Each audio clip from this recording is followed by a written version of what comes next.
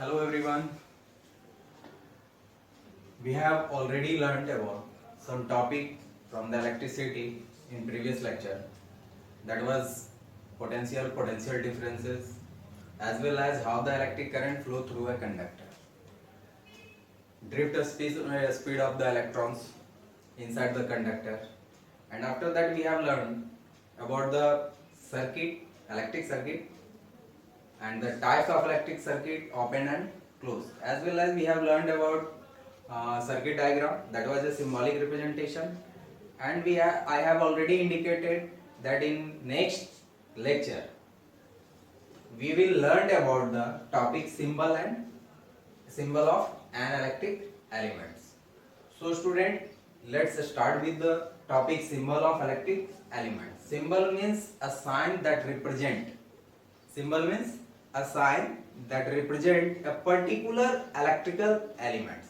Generally, these symbols are used in electronics, but in our lesson also there are some topic or there are some examples of electrical symbols. So just we have to learn it. There is the wire. It is the symbol of wire. But it may be possible symbols if two wires are intersected and there is a point between them. It means it is a junction. It is a junction. जैसा कि हम लोग अपने घर में ही अगर electrical wiring को गौर करें तो कहीं कहीं पर में एक कप टाइप, एक बॉक्स टाइप जो होता है, जहाँ पर में बहुत सारे वायर एक दूसरे डायरेक्शन में क्या करते रहते हैं, मूव करते रहते हैं. तो वो हमारा हुआ कि wires are connected to each other at a point and it is a junction. If wires are not connected to each other, then we have a symbol like this. Without connection, wires moves through a junction without connecting to each other. Only one line indicates about the wire. Two or more lines when intersect to each other at a point, it means they are joined at this point. But a curved surface indicates lines moves or lines across the point without any joint. So next element further we have switch or key. Second is switch or key. So there are two types of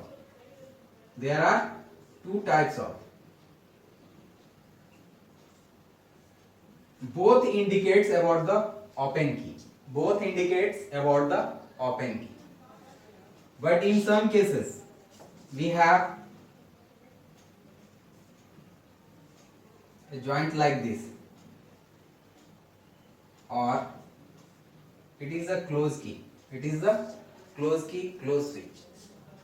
Next that we have to learn,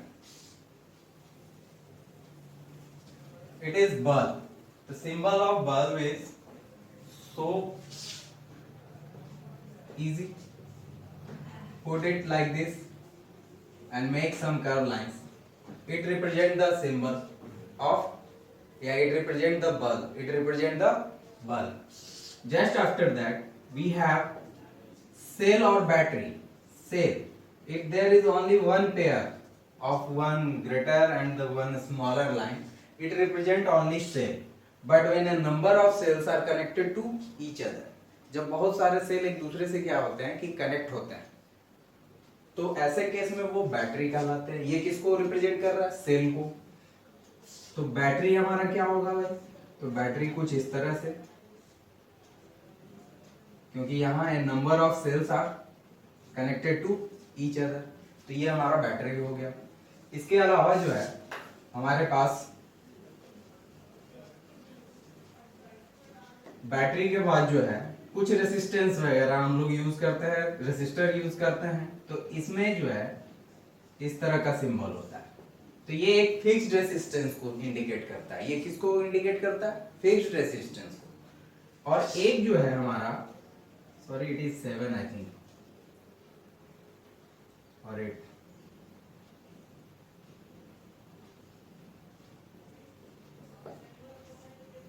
one more electrical elements.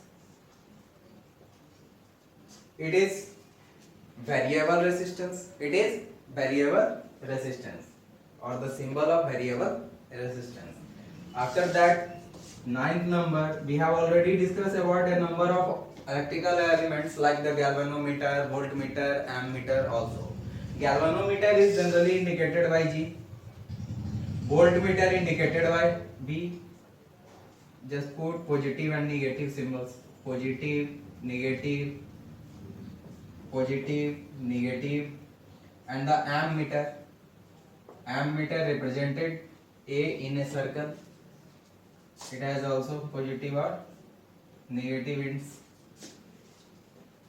Just after that, we have a symbol of fuse. Symbol of fuse.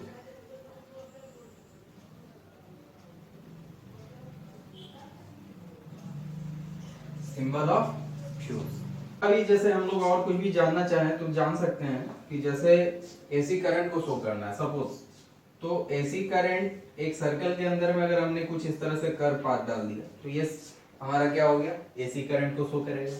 इसके अलावा अगर मान लो कि हमको DC current को show करना है तो डीसी करंट में एक स्ट्रेट लाइन डाल दो, ये किसको रिप्रेजेंट करता है, ये डीसी करंट को रिप्रेजेंट करता है। अब हमारे पास जैसे कुछ इलेक्ट्रिकल एलिमेंट्स में आते हैं मोटर, जो जनरल हमारे डेली लाइफ में खूब यूज होते हैं, तो उसमें जो है हमारा ये 13 टर्म दैट इज मोटर, तो motor is represented by M, but it depends upon the quality और the types of electric current. If there is an AC current, yeah, this generator or sorry, this motor operated with the electrical AC current, so just indicate under the M as a curve line, as a curve line. It means it is an AC motor.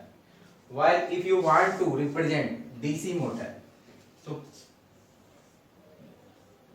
by the same way, write M and make a straight line. Since curve line represent the AC current while the straight line represent the DC current, so it indicates about the DC motor. DC motor. So these are important symbols which are used in our daily life. So come to the next topic, that is Ohm's law. What is this? Ohm's law, or it is also known as the relation between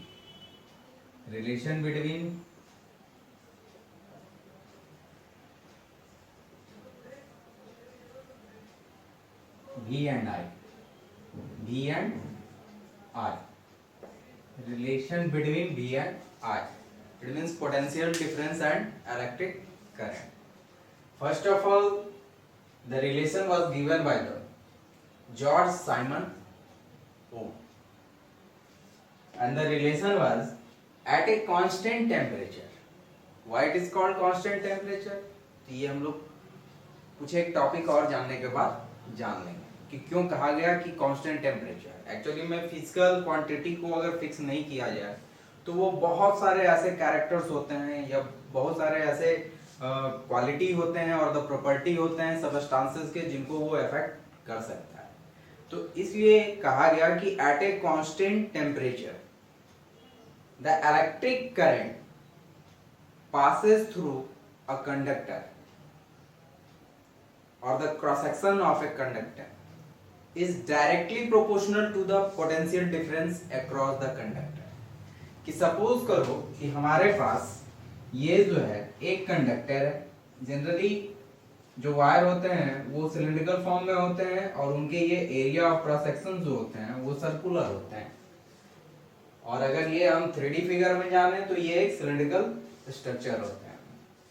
तो ये इनका flat जो surface और the flat and होता है ये हमारा क्या कहलाता है, एरिया ऑफ क्रॉस सेक्शन। ये क्या हुआ, एरिया ऑफ क्रॉस सेक्शन।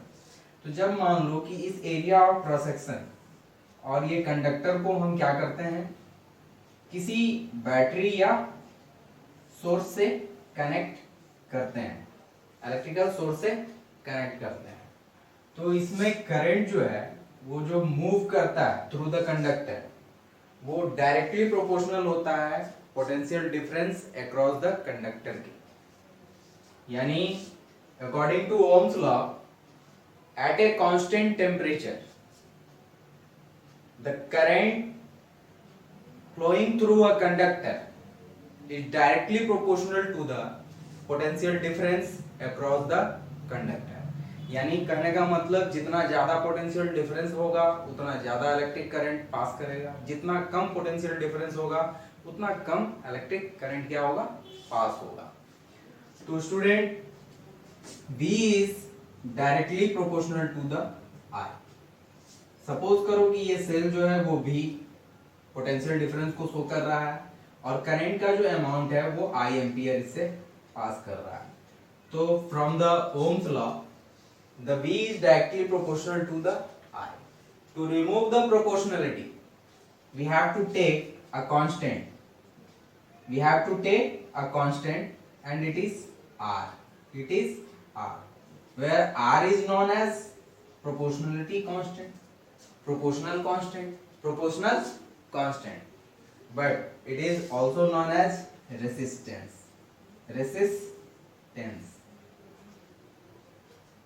गौर करें कि सेम अमाउंट या under the same potential difference अगर हम डिफरेंट टाइप्स ऑफ मटेरियल्स और डिफरेंट टाइप्स ऑफ कंडक्टर को हम क्या करें, यूज करें इन ए सर्किट, तो आप गौर करेंगे कि अमाउंट ऑफ इलेक्ट्रिक करंट जो होता है वो इक्वल पास नहीं करेगा। क्यों? क्योंकि सारे सबस्टांस का रेसिस्टेंस जो होता है वो क्या करता है, डिफर करता है। जब रेसिस्टेंस डिफर होगा तो निश्चित है कि अमाउंट ऑफ इलेक्ट्रिक करंट क्या होगा, अलग अलग होगा, क्योंकि पोटेंशियल डिफरेंस हमारे लिए क्या है, सारे केसेस में एक ही है। तो हम लोगों ने पढ़ा ओम्स लॉ और the relation between V and I। V is directly proportional to I, V equal to हमारा क्या हो गया, Ri, where R is known as resistance। अब ये रेसिस्टेंस होता क्या है, तो रेसिस्टेंस आर जस्ट अपोजिंग, या आप इसको समझ लें कि किसी भी चीज को अपोज करना वो क्या कहलाता है, रेसिस्टेंस। लेकिन कंडक्टर के केस में या इलेक्ट्रिसिटी के केस में क्या होगा, तो it opposes the flow of electric current,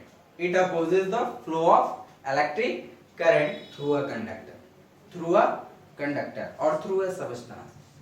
तो यही हमारा क्या कहलाता है, resistance. The resistance generally inertness of a body और a conductor by which it opposes the flow of electric current through it।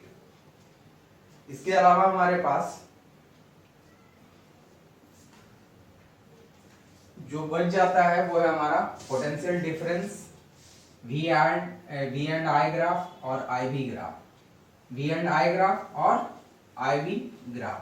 तो ग्राफ हम लोग जो है प्रीवियस क्लासेस में पढ़ चुके हैं कि जैसे हम लोगों ने पढ़ा था distance time graph, displacement time graph, velocity time graph, तो ये सब जो है, तो उसी तरह से V एंड I ग्राफ। तो V एंड I ग्राफ सब हमने क्या किया कि एक ग्राफ ले लिया, इसमें ये हमारा x एक्सिस और ये हमारा क्या हुआ, y एक्सिस। x एक्सिस पे हमने क्या किया, इलेक्ट्रिक करंट को लेना शुरू किया कि ये 5 एम्पियर है, ये 10 एम्पियर है, ये 15 एम्पियर है, ये हमारा कितना हुआ, 20 एम्पियर।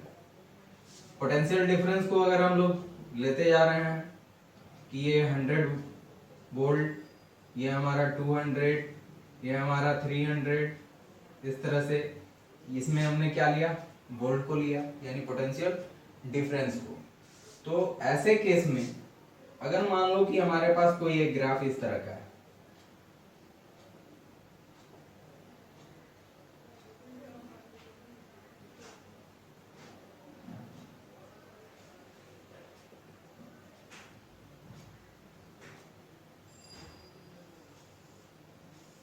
ये एक स्ट्रेट लाइन है, सपोज क्या है, स्ट्रेट लाइन है। तो स्ट्रेट लाइन में हम लोग जैसे पहले भी पढ़ते थे स्लोप, तो स्लोप जो होता है वो स्लोप किसको शो करता है, तो स्लोप हमेशा शो करता है tan थीटा को, किसको, tan थीटा। और tan थीटा जो होता है वो हमारा क्या होता है, y axis by x axis का रेशियो, x एक्सिस का रेशियो। तो हमारे पास y एक्सिस पे वोल्ट पोटेंशियल डिफरेंस है, क्या है, पोटेंशियल डिफरेंस, और इस पे क्या है हमारा I। तो ऐसे केस में हमारा जो ये स्लोप होगा वो किसको रिप्रेजेंट करेगा, तो स्लोप हमको रिप्रेजेंट करेगा v बाय आई को, v बाय आई को। और हम लोगों ने अभी जस्ट पढ़ा था ओम्स लॉ में v equal to I R, v equal to I R, therefore r equal to हमारा क्या हो जाएगा, v बाय आर। यानी v बाय आई किसको रिप्रेजेंट कर रहा है, तो रेसिस्टेंस को, किसको रिप्रेजेंट कर रहा है, रेसिस्टेंस को। यानी slope of velocity and electric current, velocity कर रहे हैं sorry, potential difference and electric current represent the resistance, represent the resistance of the conductor. लेकिन कभी कभी ये ग्राफ जो होते हैं वो सारे केसेस में स्ट्रेट नहीं होते हैं। यानी ये रेसिस्टेंस जो होता है वो सारे कंडक्टर में, ये जरूरी नहीं है कि वो यूनिफॉर्मली हो, कभी जो है वो बढ़ भी सकता है और कभी क्या होता है, घट भी सकता है। ऐसे केस में हमारा ये जो स्ट्रेट लाइन है वो कभी आपको क्या होते हैं, अगर यूनिफॉर्मली रहा या स्ट्रेट लाइन रहा तो ये हमारा क्या कहलाता है, ओहमिक कंडक्टर। क्या कहलाएगा, ओहमिक कंडक्टर। लेकिन जब कभी कोई कर्व बन जाए, जब कभी कोई कर्व लाइन बन जाए, यानी ये जो है यूनिफॉर्मली मूव नहीं कर रहा है या यूनिफॉर्मली जो है वो अपोज नहीं कर रहा है, यानी इसका रेसिस्टेंस जो है वो यूनिफॉर्म नहीं है, तो ऐसे केस में ये जो कंडक्टर कहलाते हैं वो कहलाते हैं नन ओहमिक कंडक्टर। क्या कहलाते हैं, नन ओहमिक कंडक्टर। ये हम लोग फिर आगे पढ़ेंगे जब हम क्लासिफिकेशन ऑफ सबस्टेंस करेंगे अकॉर्डिंग टू द रेसिस्टेंस और द क्वालिटी। तो उस केस में भी हम लोग कुछ एक टर्म्स को जो है वो ऐड करने वाले हैं। फिलहाल जो है हमारे पास वी आई का हमने ग्राफ देखा, तो ग्राफ कभी स्ट्रेट भी हो सकता है और कभी क्या होगा, आपको कर्व भी हो सकता है। तो जब स्ट्रेट है तो ऐसे केस में रेसिस्टेंस जो है वो यूनिफॉर्म शो कर रहा है। जब मान लीजिए कि ये आपको कर्व है तो ऐसे केस में रेसिस्टेंस हमारा क्या हुआ, यूनिफॉर्म नहीं रहा, नॉन यूनिफॉर्म रहा। तो जब यूनिफॉर्म रहता है तो ऐसे कंडक्टर को हम क्या कहते हैं, ओहमिक कंडक्टर, क्योंकि ये जो है ओहमिक यानी ओम्स लॉ को फॉलो करते हैं। लेकिन जब कर्व रहता है तो ऐसे कंडक्टर कहलाते हैं नॉन ओहमिक कंडक्टर, यानी ये ओम्स लॉ को फॉलो नहीं करते हैं। साथ ही साथ हमने पढ़ा कि स्लोप जो है वो भी आई का क्या शो करता है, तो रेसिस्टेंस का। दूसरा मैंने बताया कि आई वी ग्राफ। दूसरा कौन सा ग्राफ मैंने बताया, आई वी ग्राफ। अब ऐसा करते हैं कि ये आई जो है हमारा यानी इलेक्ट्रिक करंट, उसे वाई एक्सिस पे दिए और पोटेंशियल डिफरेंस को क्या दिए, एक्स एक्सिस पे। तो ऐसे केस में हमारा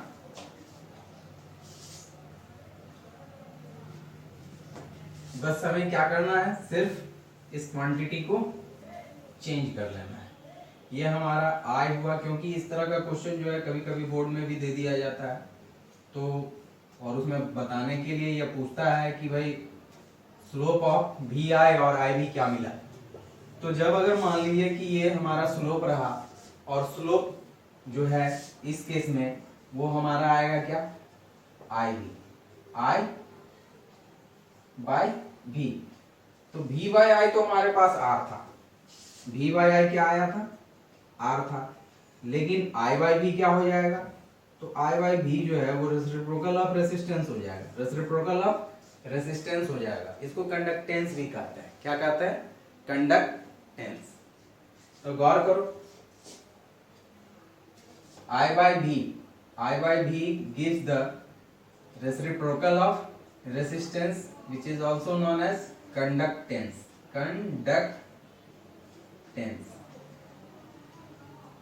और रेसिस्टेंस का उल्टा क्या होगा, कंडक्टेंस। यानी जो अपोज कर रहा है तो अपोजिंग का उल्टा जो हुआ यानी जो सपोर्ट कर रहा है, अपोजिंग का उल्टा क्या हुआ, जो सपोर्ट कर रहा है, तो रेसिप्रोकल ऑफ रेजिस्टेंस क्या कहला जाएगा? कंडक्टेंस। V बाय I जो है, यानी V I ग्राफ का जो स्लोप है वो रेजिस्टेंस को शो करेगा, और I बाय V यानी करंट और पोटेंशियल डिफरेंस का जो स्लोप होगा वो किसको शो करेगा? तो वो शो करता है कंडक्टेंस को। Student, we have learned about the resistance, Ohm's law, but we have not learned about the SI unit or the unit of resistance. SI unit or, so we have the formula from the Ohm's law, V equal to IR. V equal to IR, so R equal to V by I. Potential is, yeah, the SI unit of potential is volt, and the SI unit of electric current is ampere. So volt per ampere, it is the common unit, and in SI system it is also known as ampere. Ohm. It is also known as ohm, and the symbol is omega. Ohm. And the symbol is known as omega. Just before it, we have learnt about the conductance. So conductance generally represented by G.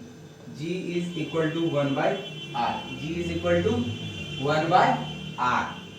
And the reciprocal of ohm, it is called mho.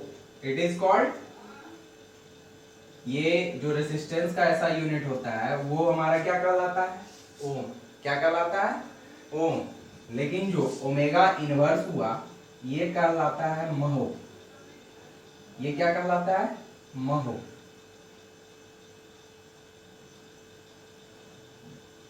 हमने ओम लिखा resistance का, तो conductance का जो ऐसा unit होता है वो क्या कहलाता है? महो। क्या कहलाता है? महो। इसके अलावा जो है इसको हम सीमेंस भी कहते हैं। क्या कहते हैं? सीमेंस। क्या कहते हैं? सीमेंस। कंडक्टेंस का ऐसा यूनिट महो हुआ, ये इसको हम क्या कहते हैं? सीमेंस भी कहते हैं। तो आई थिंक कि आज के लिए हमारे लिए ये इतना काफी होगा। बाकी जो हमारा कॉम्बिनेशन ऑफ रेजिस्टेंस होगा, साथ ही साथ कि some factors that affect the resistance, resistivity, ये सब हम लोग पढ़ेंगे। तब तक के लिए जय हिंद, जय भारत, धन्यवाद।